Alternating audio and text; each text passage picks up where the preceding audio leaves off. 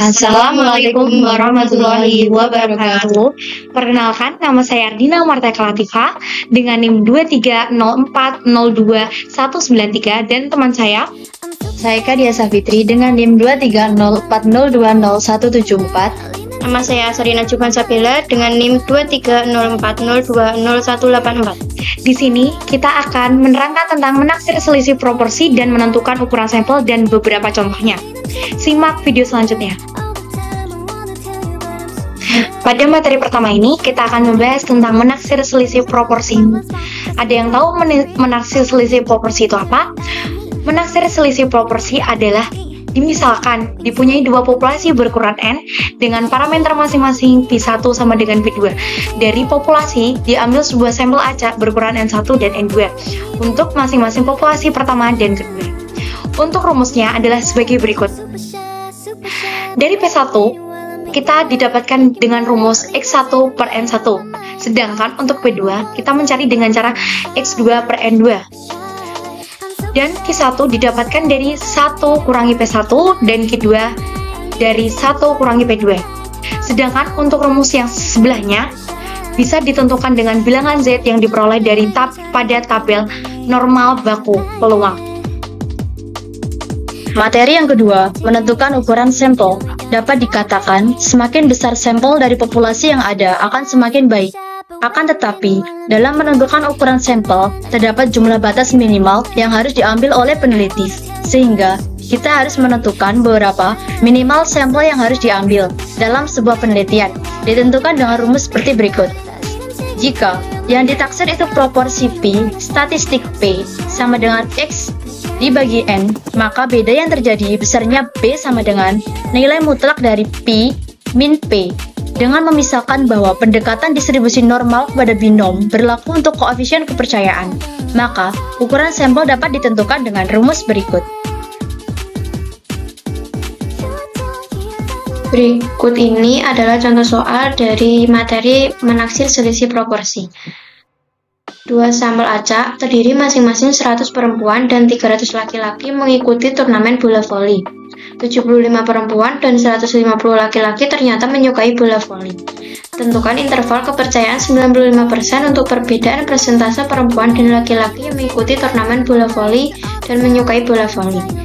Jadi penyelesaiannya, kita dapat menentukan tingkat signifikansi 95% diperoleh setengah interval kepercayaan yaitu 0,475, didapatkan Z setengah dari interval kepercayaan adalah 1,96 didapat dari tabel Z.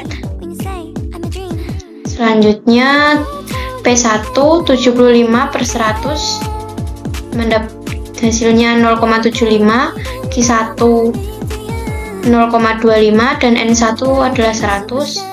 Jadi P2 nya 150 dibagi 300 jadinya 0,5 dan Q2 1 min P2 sama dengan 0,5 dan N2 adalah 300.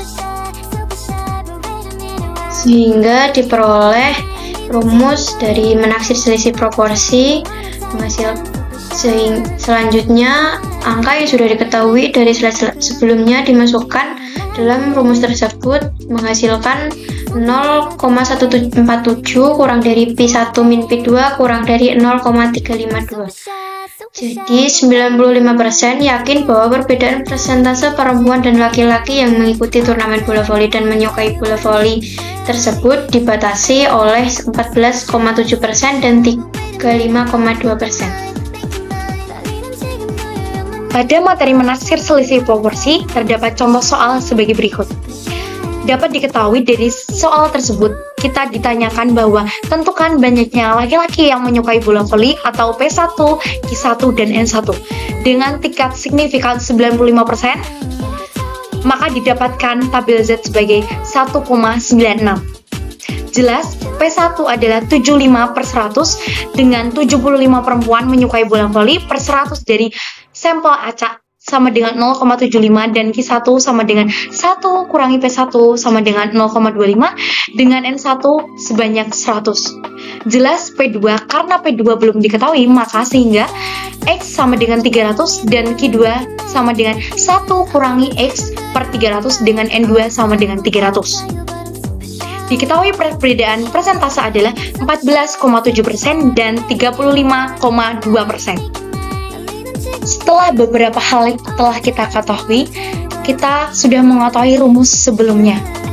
Kita masukkan beberapa hal yang kita ketahui ke dalam persamaan 1 dan persamaan 2. Mengapa kita menggunakan persamaan 1 dan persamaan 2? Dikarenakan kita akan mencari banyaknya laki-laki yang kita belum ketahui itu.